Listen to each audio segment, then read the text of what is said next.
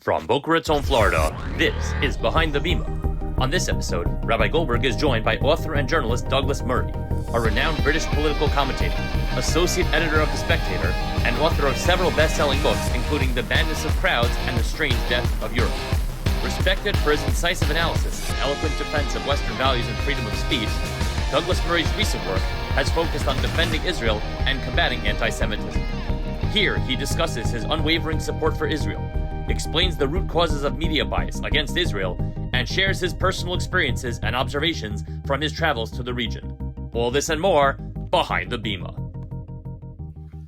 Welcome back Behind the Bima. I'm Rabbi Efrem Goldberg, joined by me, myself, and I, Rabbi Moskowitz, Rabbi Brody, and I will be traveling, taking vacations this summer, and so our overlap may be sporadic, but I'm really excited and proud to bring you this following episode, a great conversation with Douglas Murray, one of the real heroes for the Jewish people over the last 9 months, earlier, but certainly more prominently and famously over the last 9 months since this war has erupted, in a world in which we are so lonely and feel so abandoned, to have someone, a media personality, an author, a journalist, someone of his intellect, and somebody who's not Jewish, nevertheless so understand and so get and so advocate for us is really something special. So I'm grateful for that.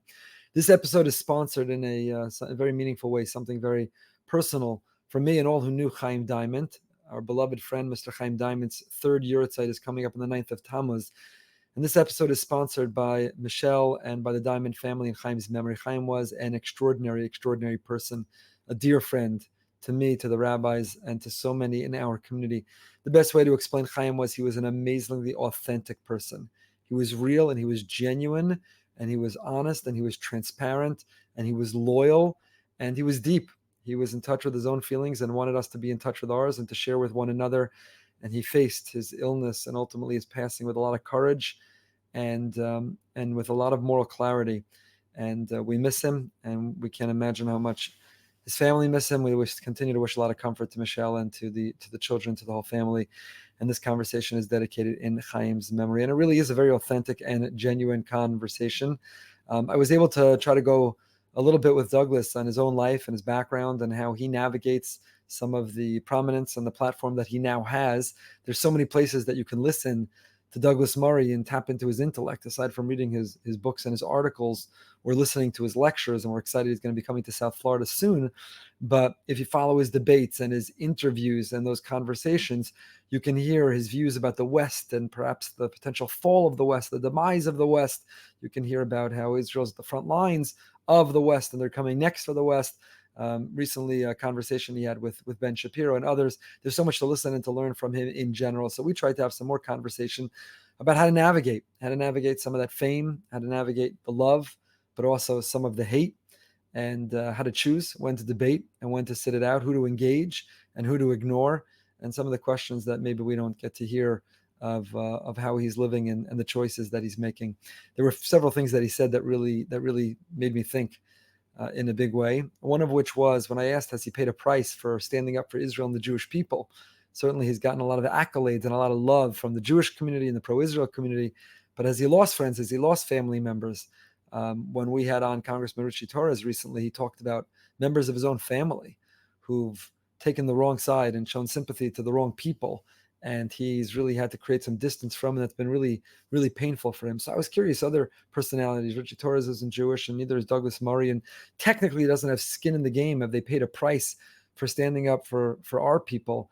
And he had an interesting answer, very different than Richie Torres's, and you'll hear it momentarily coming up. But essentially, he said that those who think differently, believe differently, he shed those friendships a long time ago, which led to an interesting conversation about, is there a danger of falling into an echo chamber? I'll let you listen to hear more about that. But I started thinking about that notion of shedding those friends who don't get it. And it's so important to be able to surround ourselves and expose ourselves to different ways of thinking and to different opinions. But there are some red lines where if someone believes something so fundamentally we think wrong or immoral, then maybe we don't need to engage them. And maybe we don't need to be exposed to their thinking or that debate. And just in general, I know that's something I've been thinking a lot about and working very hard on since October 7th, is to really surround myself with and be exposed to that which will uplift and inspire, and that which will enrich, and that which will empower, and the things and the people and the conversations that are just draining and that are upsetting and that are so disappointing and frustrating. There's a fine line, and we all have to be thoughtful about when is it important to be kept up on the news, to be well informed, but what are the things that will bother us? So on a regular basis, today alone, 2 people sent me links saying this will really upset you, or this video, this interview, this podcast of this personality going to say things. I want to know what you think. It's really so upsetting. And I said, frankly, I'm not really interested in listening. There's only so much bandwidth. There's only so much time. There's only so much emotional energy. And we have to choose how we allocate it and where we put it. So we definitely should listen and learn and be exposed to different ways of thinking than our own. We can gain from it. And it's important to be kept up on the news, even if it's upsetting or frustrating. But I think particularly within our own Jewish world, people read things just to hate it and be upset about it. People watch things just to have their blood pressure rise over it. And if there are things we can't influence or not change, why? What's the point? Just to be up on the hawk, just to be upset or bothered by something? Let's find the commonality. Let's find the inspiration. Let's find what we agree upon. Let's find what's going to elevate us and enrich us. Let's find what's going to give us hope and optimism and strength during these difficult times, during this prolonged difficult time. So part of that conversation made me think even more about that decision, about how do we engage in that which energizes us and doesn't deplete us of energy, of that which inspires us and doesn't upset us. And do we have to, just because someone sent us something to read or watch or listen to, if we know it's only going to bother us, upset us, disappoint us, and there's not something positive to take from it and do about it, then do we really need to engage it? It's something to think about in terms of the force field we build around ourselves, how we protect ourselves, our mental health, our mental hygiene, our well-being, and the limited energy and time that we all have. So again, a big thank you to the Diamond family for sponsoring a memory of Chaim. Huge thank you to Douglas Murray for sharing some time with me, and our mutual dear friend Evan for making it happen. And without any further ado, an honor, a privilege, and a pleasure to bring to you a conversation with Douglas Murray. It's truly an incredible honor and privilege to go behind the Bima, to have a conversation with you, Douglas Murray, a hero, I think of decent people, moral people everywhere, but particularly over the last 9 months of the Jewish people and people who love Israel. So before anything else, aside from gratitude for this conversation, from the bottom of my heart, as someone who has both of my siblings live in Israel, I have a nephew fighting in Rafah right now, and nephews who are serving in the IDF and other capacities. Thank you for your steadfast support and your moral clarity and your articulately speaking the truth to power. And from the bottom of our hearts, thank you. Well, thank you. That's very kind of you. Thank you for such a warm introduction. It's a great pleasure to be with you again. It is great to be again. I want to thank our mutual dear friend, Evan, for making this conversation possible and that night possible. Recently, you, Ben Shapiro, Evan, and I had an extended dinner, and I had a front row seat to incredible dialogue, conversation, back and forth. Really, really remarkable. And here's the thing that really jumped out at me, Douglas, was here I'm sitting with Ben Shapiro, a fellow observant Jew, Evan, an informed fellow traditional Jew. We have a long-standing friendship and history. We're Jews passionately connected to and caring about Israel. And in that conversation, you're a total insider. Here you are, not of the Jewish faith and not of a Jewish background. Your knowledge about Israel, your seeming passion, commitment to Israel is as strong as ours. So tell us, where does that come from? Where does it come from, this support of Israel? Is it something in your upbringing? Was there a teacher, a family member, a mentor? Is this philosophical, religious in nature, cultural? Where does this incredible passion, commitment to Israel come from? I think it's probably quite a lot of things. It starts definitely with what I regard as being a starting ground for everything, which is orienting towards truth. And as the first time I was in Israel was 2006 during the Lebanon war, the Hezbollah war. And I was very struck then by the simple, differences, to put it mildly, the chasm between what I was seeing with my own eyes and what I was reading in the international press. It just blew my mind that there could be such a disconnect and such terrible misreporting and non-reporting and much more. So that definitely sort of gave me a taste and a hunger for the story. And then I suppose just over the years, I've spent quite a lot of time there in war and in peacetime. And that sort of feeling that Israel has there's such a lack of empathy in most of the West for what it's going through, what its people are going through, and I also, I mean, there's lots of other things. I suppose I'm, very aware of history. Was certainly brought up to know my history and to know that it's not something you sort of study for a bit and then sort of think, oh, I've done that. And sort of always learning and always wanting to learn more, and feeling that certainly philosophically and religiously at times, I felt a deep connection to the state of Israel, and just a great sympathy for the struggles of its people, and an admiration for it as well. It's not just about victimhood or something. An admiration for this extraordinary country, which is, as we know, is the one bit of the Middle East not blessed with oil, and yet this country that's relatively young has become this huge success story. And I suppose over time you have lots of friends and others in the country, and you hear all their sides of the stories, and before you know it, I find myself able to argue as well as anyone at a Friday night dinner. I'm sure, and you have an open invitation to any of ours. You'd be a eager participant. One of the things that's so frustrating as someone who loves Israel is, like you said, your curiosity and your quest to learn, which is part of who you are, brought you looking objectively at the history and at the current facts and the political landscape and so on, and you came to what seemed to be the obvious conclusions. And it leaves all of us wondering, how can the world not see what's obvious? Certainly the last 9 months in this war, the moral cause that Israel is fighting, and the moral clarity, maybe the most moral army in history, the most moral war, taking precautions no other army in history has, and the ratios of civilian deaths and all the truths that I certainly don't need to tell you. You've spoken them out so incredibly compellingly.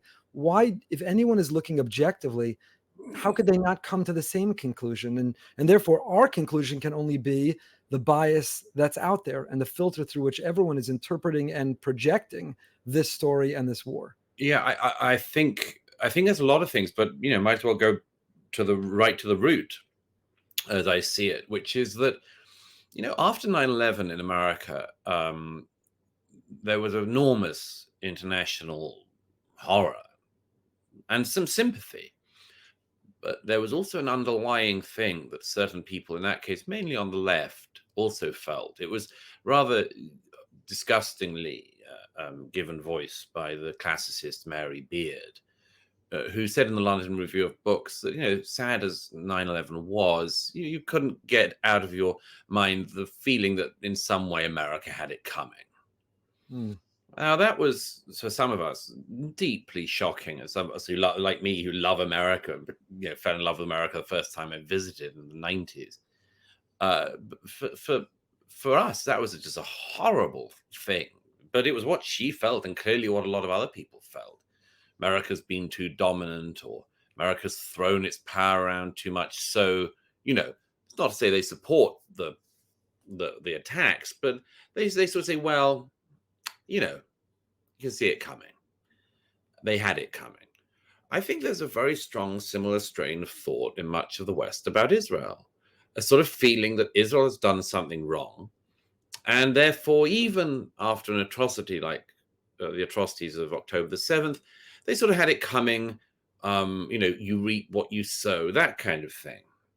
And I think this is a really important prejudice, and not just a prejudice, but also, to give the benefit of the doubt, a deep misunderstanding that many people have, which is that Israel has done something wrong, which means that, and at a very fundamental level, not just occasional policies or mistakes, but at some fundamental level. I mean, after all, Israel is the only country I know of in the world who, when its government does something that somebody else disapproves of, the entire viability and legitimacy of the state is called into question. Right. I quite often make the comparison with Pakistan, founded within this, a year of the foundation of the State of Israel. Pakistan's been run by some of the most terrible people.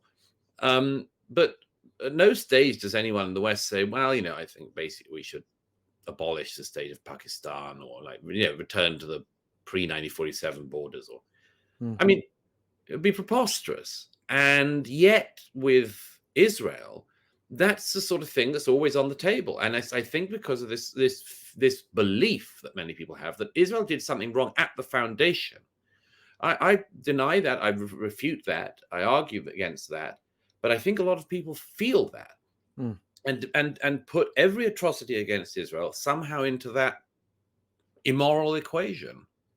It's sort of a punishment for being successful. When we were the underdog, people could like us, right? People love dead Jews, that recent work. And now that there's some success in medicine and technology and so on, people hate success, which is so deeply troubling. Yes. So you've earned enormous admiration and fans and people are deeply appreciative, including me, including the state of Israel. The president gave you an award in April, well deserved. Has it also cost you friendships, family members? You're standing up, you're being such a staunch advocate for Israel. Have you been surprised in this world in which people sort of think they're siding with the underdog to have sympathy for Gaza and to see Israel as an aggressor? You're being so staunchly in Israel's corner. Has that harmed you in any way you didn't expect, or cost you anything? Firstly, I wouldn't care, which is important. Secondly, I think anyone who was on the wrong side of this very important question, I think I successfully ditched some years ago. Probably 25 years ago now. So no, I don't feel that. There are some, I suppose, there are some critics of mine on the political right who try to smear me because they can't believe that anyone who's not Jewish would be pro-Israel and would love to think that this is because I'm sort of bought or something by Israel. I regret to inform people that I've never received. There wasn't a multi-million-dollar check that came with that award from President Herzog? I wish.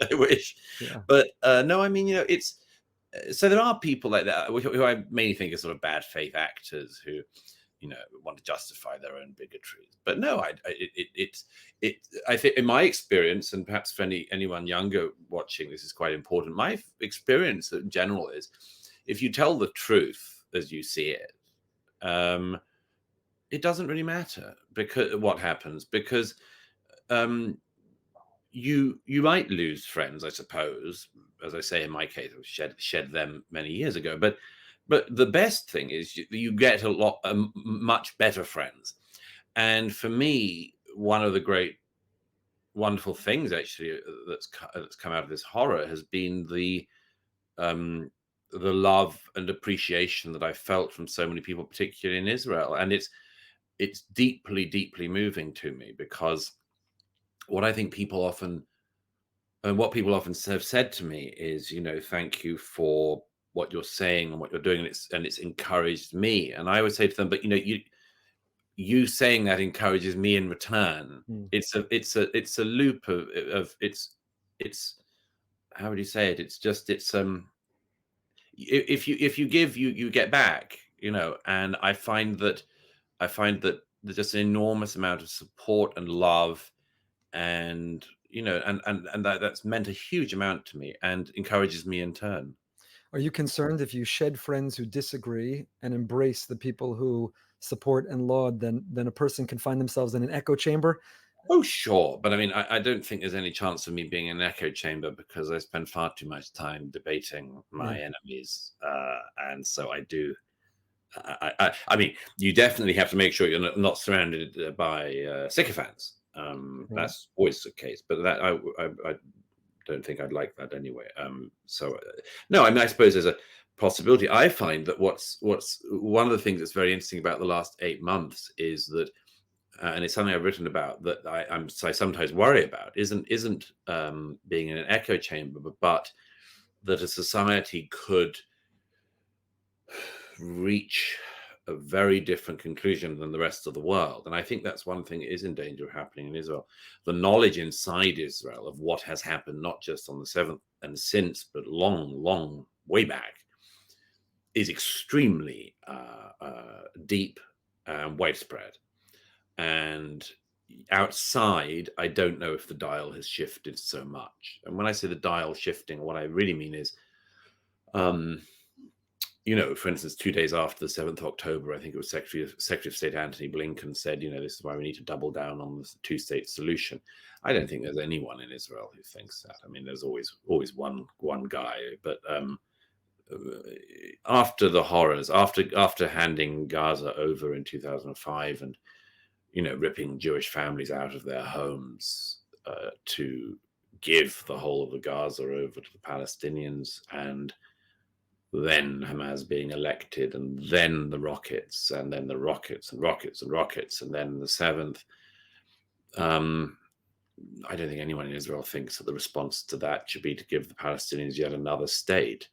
But the rest of the world's stuck on this sort of October the 6th stupid paradigm. And I do worry about that when you mention echo chambers. That's not an echo chamber. That's just some people have had reality catch up with them, and some are able to kind of continue to dream defunct dreams. Let me ask you this question, actually, because I think it comes out, is you're describing some people are so invested and such stakeholders of their ideas and ideologies, it's very hard to break from them, even when the truth and the reality and the clarity is in the other direction. How have you tried to avoid that? As somebody who reads and who grows and who learns and who was wanting to improve, how do you sort of check yourself between when you are stuck on an old idea but should be open to revising it, versus when that old idea is such truth that it's not open to revision or to change? Well, one way I tried, it's funny, a friend of mine in Paris, I was speaking to the other day, and I mentioned certain French writers and intellectuals whose books I'd been reading recently, and I was catching up on the latest developments in France, in politics and literature and philosophy. And it was very funny. This friend of mine said, because some of them are very left-wing and some of them are people I would not inevitably agree with, but this friend said, I'm sort of surprised. He said, do you think any of them read you? I said, oh, no, of course not. Of course not. And I've often found that isn't reciprocated. People who disagree with you from certain directions, not just politically, tend to think, oh, I know what he says. I know what he says. I, by contrast, always try to think, I'll just check in on what they're saying.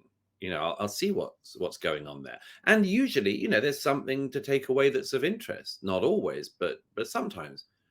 So I suppose that's one of the ways I do it. I read all the time books and articles and reports by people I disagree with. And I wouldn't have it any other way. John Stuart Mill, the famous author of On Liberty, says that one of the foundational reasons why free speech and freedom of the press is so important is that even if your own opinion is in error, then you should try to make sure you correct it. I do, but as I say, I'm amazed by the number of people who would rather stay in error. There's industries surrounding it. People draw livelihoods from it, and there's financial gains to maintain certain ideas that should be relegated to the past. What people look at the Israel issue, they might look at you and they say, of course, this is where he is on immigration. This is where he is on this subject. He's a conservative. He's a this, he's a that. So of course he's standing up for Israel in this war. How would you explain to people that support for Israel should transcend politics? It's not a left or right, liberal, conservative, Republican, Democrat. That support for Israel is an American cause, a British cause, a cause of the West, a moral cause. How would you communicate that? Well, yeah, I mean, first of all, what Israel is doing in warfare at the moment is something that America and Britain have had to do in recent years. The destruction of ISIS, very similar to the hopeful destruction of Hamas. You couldn't eradicate ISIS completely, but you could make it effectively operationally incapable and destroy it to such an extent that it could not carry out attacks like that terrible night of attacks in Paris 8 years ago.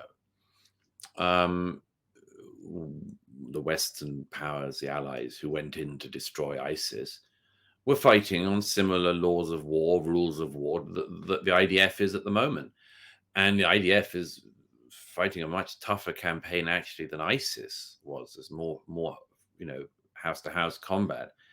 And we had the Kurdish, very brave Kurdish fighters helping us with ISIS.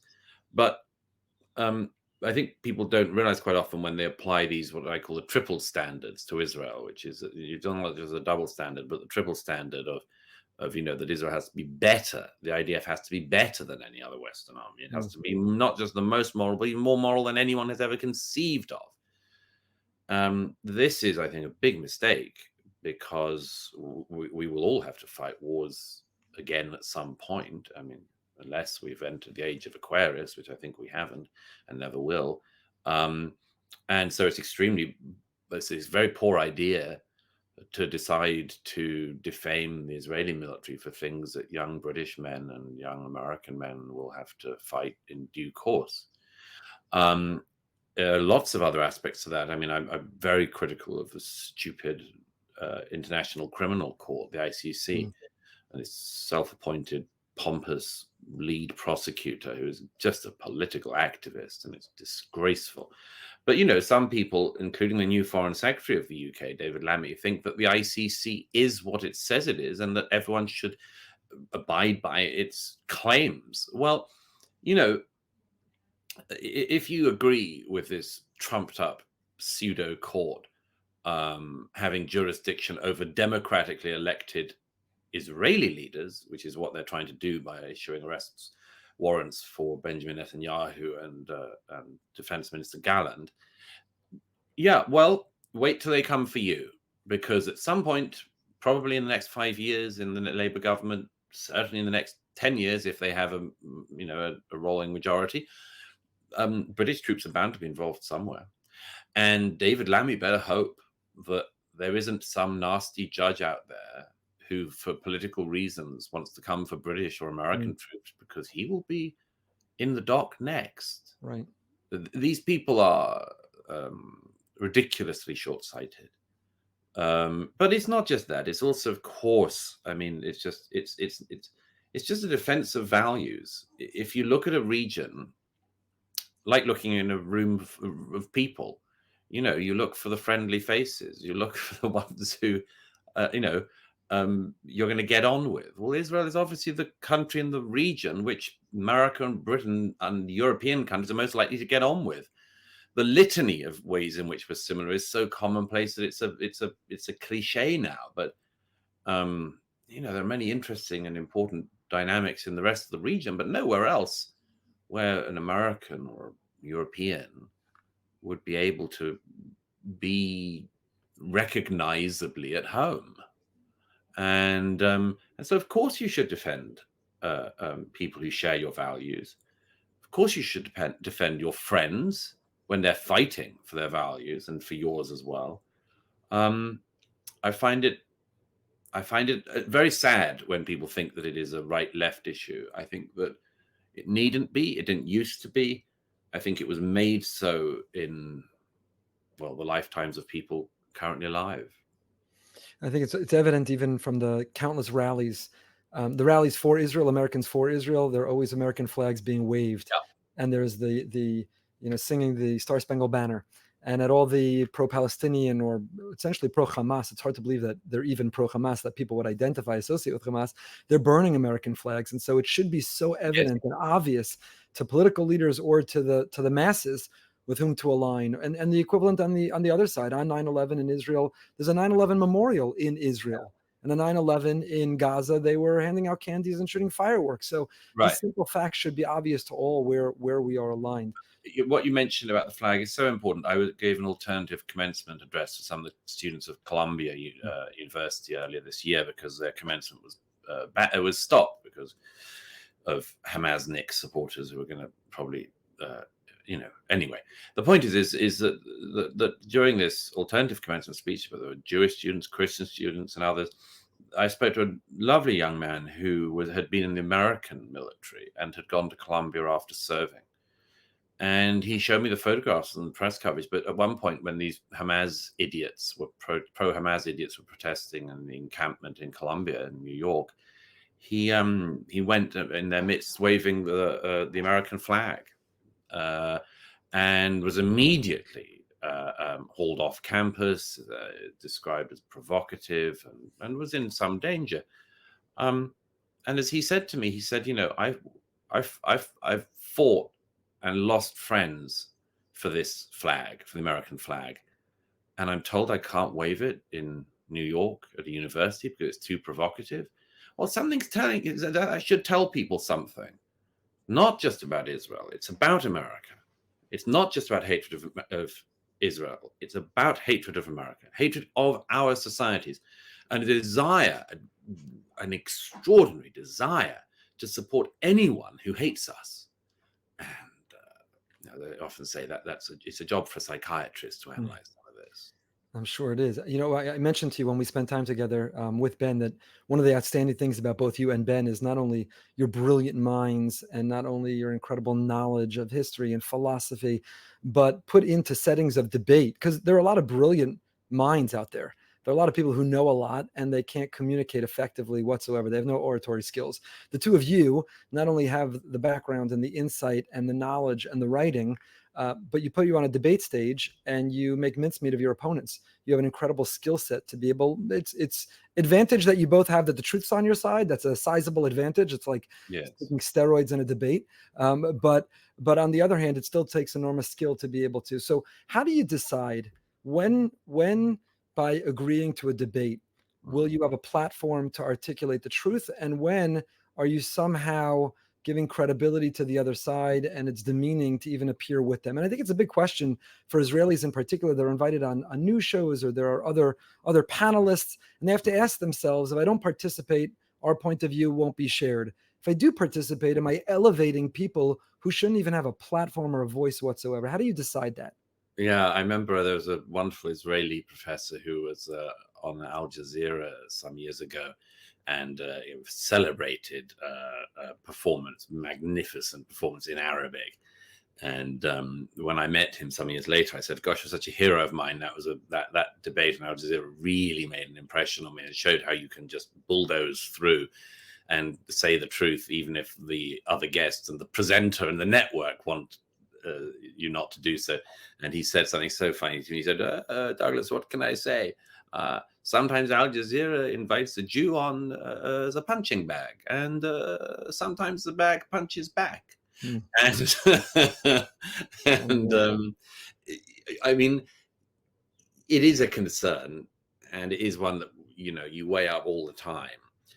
There are people who say, debate me, and are just people I don't think have any significance. And one way in which I sort of judge that is, show me your body of work in this area. Like, what are the books you've written, or the articles, or what's your first-hand research? Where's your journalism on this? And if that person has done none of that and is just another gobby person, I don't feel very inclined to debate them. Occasionally somebody will be brought on a program with me who I think very little of, but believe they've got a bit too big for their boots. And I think that was the case with, there's a guy called Cenk Uygur, who is not a thoughtful person at all, and he's just a lazy guy and a obnoxious guy. And I was invited on Piers Morgan to debate him, and we did. But when I was asked to again, I said, no, I don't need to do that again. I've said what I have to say to that fool, and move on. But I think probably there are very, very few people that I say no to. And I suppose just I say no probably more now than I did at the start of my career, for many reasons. But one of them is also it's really quite morally tainting. It feels demeaning to be on with certain people. Like, if somebody didn't accept that October the 7th had happened, I would have no need for them, because I'd assume they also don't believe in the moon landings, believe that 9/11 was an inside job of George W. Bush, and the world is flat. The world is flat. I just don't have. You've got to use your time on this earth wisely, and I don't think that's a wise use of my time. And also, those people sometimes bring out some of my less positive sides, which that's the most fun side. Well, that's exciting. Maybe for other people, but it has a toll on me. I'm sure it does. Are there tactics when you're planning, when you're preparing for those debates, those conversations? Obviously, the average person, doesn't have that platform or that audience, but we do engage people all the time where we're trying to make the case for Israel. So what are some of the tactics you think are the most important when making the case for Israel or the case for any truth? What's the most, I don't mean a debate tactic as if there's the judges who are scoring, but I just mean to be effective or compelling. What are the most important tools to think about? I mean, the most important, of course, as you mentioned, is truth and sticking to that. Being unafraid to say unpopular things is very important. It's important not to be knocked off your balance, which is like in the boxing ring, as I understand it, what people very often try to do to get you down on the floor. You've got to stick to your guns and be willing to go back to the first principles, the basics. I think a lot of debate in private and in public, people get lost because I sometimes describe it as bollards are thrown in front of them, and they end up having to sort of weave around the bollards carefully, and they forget where they're meant to be going. And there's a lot of people who do that tactic. I was doing monk debates with the wonderful Natasha Hausdorff on my side in Toronto the other week, and our opponents there repeatedly tried to just throw absolute rubbish in our way, claim after claim that was completely false. And you have to decide, and it's that there is a certain art in that. Natasha has it in spades, of deciding which of those things you are going to clear from your way and which you're just going to have to say, look, there's been so much thrown in our way that I'm going to move on. And she's a master of that. And that is a very important thing to be able to do, because if you do get thrown off and end up arguing some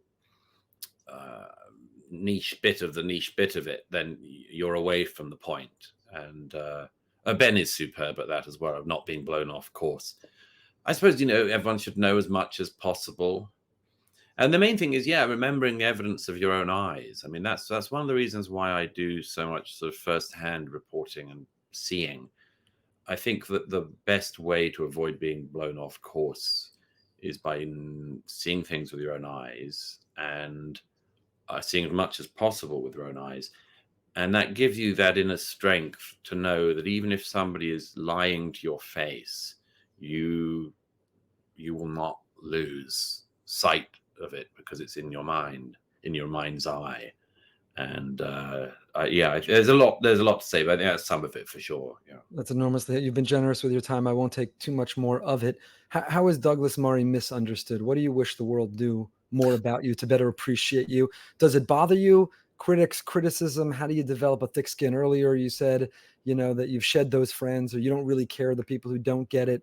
There are advantages, there's some disadvantages to developing skin that's too thick, just as a person. So how do you navigate that? What do you wish we better appreciated or understood? And how do you not take to heart too much any criticism, the more of a public person you become?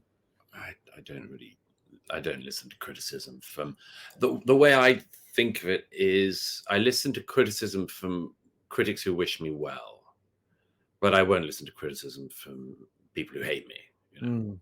And I've run that process for a long time. As I like to say, if my mother said to me, "I thought you were too angry," in that debate or whatever, I would listen, because she's my mother. I know she wants the best for me. If some maniac in the street comes gibbering over at me and screams abuse at me and then offers some debate tips, I'm not likely to listen to them. And I think we all have to remember that there are critics who want you to do well and they're trying to improve you, and there are others who just hate you. Right. And most of the stuff that is so-called criticism is just people who hate you or hate the things you stand for. I don't care for their opinions at all. I mean, why would I? It's like going over to a mad, deranged drug addict on the street and asking them what they think of your tie. I mean, it's you have to listen to people who you respect, and I certainly have quite a lot of people from a very wide range of backgrounds and disciplines and viewpoints, actually, who I really do listen when they talk. And I think that keeps you sane and grounded, I think. For those who are appreciative of all that you do and are fans of yours, would they show it more when they see you in public? If you're in New York, if you're in a restaurant, if you're traveling, if you're in Israel, do they show their appreciation by staying away and just saying, "Hey, there's Douglas Murray, he's fantastic," or by coming over and saying People, thank you for all that you do? Do you people wish you had more privacy? people come over to me a lot. It's very moving. It's very, very moving. It's almost always so nice, and it's very moving. I mean, I'm a writer and journalist, and what you always hope is that your ideas, your work is read and absorbed, and to realize that you are being read and absorbed is just it's a wonderful thing, a wonderful thing. So no, it's I regard it as an enormous privilege, and I don't take it for granted at all. What are 3 books you'll leave our audience recommending, not only on Israel, the Israel issue, but if somebody wants to be well-read, thoughtful, curious, growing, are there 3 books? I know that's a very broad question because I'm not even mentioning a genre or an area, but what are books that in your mind you cannot be a thoughtful, intellectual person without having read? If you could gift 3 books, Oh what would gosh. be those books aside from yours? I'd say aside from mine, I suppose there are. I read novels as well as nonfiction. So I might just stick with novels. I would say Anna Karenina, The Leopard by Giuseppe de Lampedusa, and Life and Fate by Vasily Grossman.